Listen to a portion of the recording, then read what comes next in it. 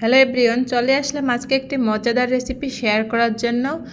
আমার আজকের recipe super soft fluffy দারুণ মজাদার বার্গার বান।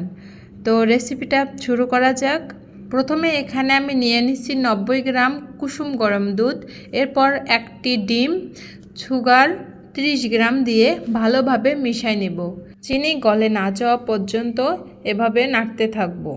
তো এক পর্যায়ে চিনি গলে গেলে এখানে আমরা 5 গ্রাম পরিমাণ ইস্ট মিশিয়ে নিব। ইস্ট মেশানো হয়ে গেলে ঢাকনা দিয়ে 5 থেকে 10 মিনিটের জন্য আমরা রেখে দেব। তবে লবণটা এখানে সবার শেষে দেওয়ার চেষ্টা করব।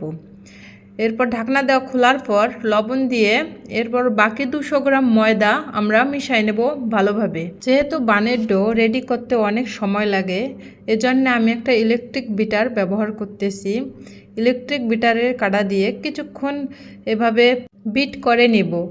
আর 30 গ্রাম বাটার দুইবার অল্প পরিমাণে দিয়ে ডোটা ভালোভাবে রেডি করে নেব। এর মধ্যে আমি এখানে মিল্ক ইমালশন দিয়ে দিয়েছিলাম। শেষে ময়ানটা অবশ্যই হাত দিয়ে করতে হবে, শেষের 3-4 মিনিট মিনিমাম। তো এভাবে মতে নেওয়ার পর কিছুক্ষণ মতে নিলেই দেখবেন এমন একটা পর্যায়ে এসেছে। তখন একটা বাটিতে রেপিং পেপার দিয়ে মুড়িয়ে মিনিমাম 45 থেকে 1 ঘন্টার জন্য রেখে দেব। বন্ধ ওভেনে রেখে দিলে ভালো হয়। তো আমি এভাবে রেখে দেওয়ার পর 1 ঘন্টা পর আসলাম ফিরে। দেখুন ডোটা কত ফুলে উঠেছে। এরপর বাতাসগুলো বের করে দেওয়ার পর আমি বানের সাইজ অনুযায়ী কেটে নেব। আমি এখানে বাসার জন্য বানাচ্ছি, এজন্য এখানে 70 গ্রাম পরিমাণ সাইজ করে নিয়েছি এক একটা বানের ওজন। আপনারা আপনাদের সুবিধা মতো করে নিতে পারেন। এভাবে ঘুরায় ঘুরায় বানের শেপগুলো দিয়ে নেব। তো বানের শেপগুলো দেওয়ার পর মোল্ডে এভাবে বসায় সেট করে নেব। তারপর আবার রেস্টে রেখে দেবো 20 মিনিট। 20 মিনিট পর এভাবে ডিমের কুসুম উপরে দিয়ে দিব। তারপর আরেকটু ডেকোরেশনের জন্য উপরে সাদা তিল কিছুটা পরিমাণে ছিটাই দিব।